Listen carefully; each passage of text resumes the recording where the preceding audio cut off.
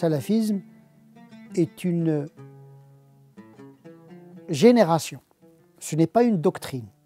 Le salaf, ce sont les savants qui appartiennent aux 3 premiers siècles de l'islam, c'est-à-dire les compagnons du prophète, leurs disciples et les disciples de leurs disciples. Ils ont l'avantage de cette proximité historique par rapport à la révélation. Ils ont un accès facile au sens initial des textes.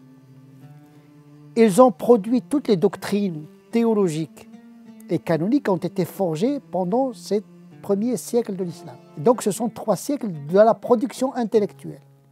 Donc le salafisme n'est pas le littéralisme, ce n'est pas le wahhabisme à l'origine. Le salafisme peut signifier également la doctrine hanbalite, qui est une doctrine à ne pas confondre avec le wahhabisme.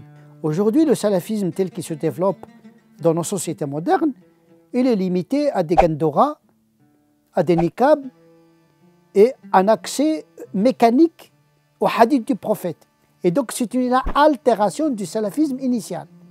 On est en présence du littéralisme. Et donc le littéralisme, ce n'est pas le salafisme. Donc il faut nommer les choses par leur nom. C'est le degré 0 de l'interprétation, c'est l'accès sauvage au texte aujourd'hui qu'on voit se développer dans des milieux qui n'ont pas une culture doctrinale, est une altération du salafisme initial.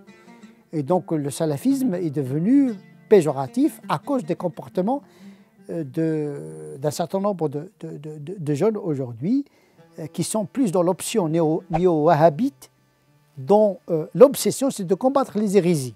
Donc il faut faire comme le prophète, mais pas comme tout ce que le prophète a accompli. On prend une partie de ce comportement vestimentaire, morphologique, d'apparence, et on oublie qu'il y a d'autres pratiques du prophète, la générosité, le pardon, les prières de la nuit, les jeûnes, etc.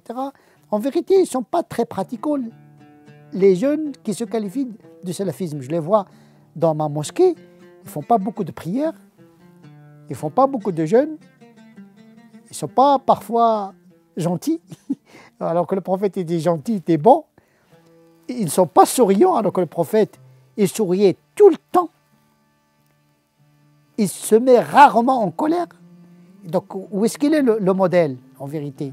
C'est eux le modèle. Ils veulent plier le prophète à leur modèle.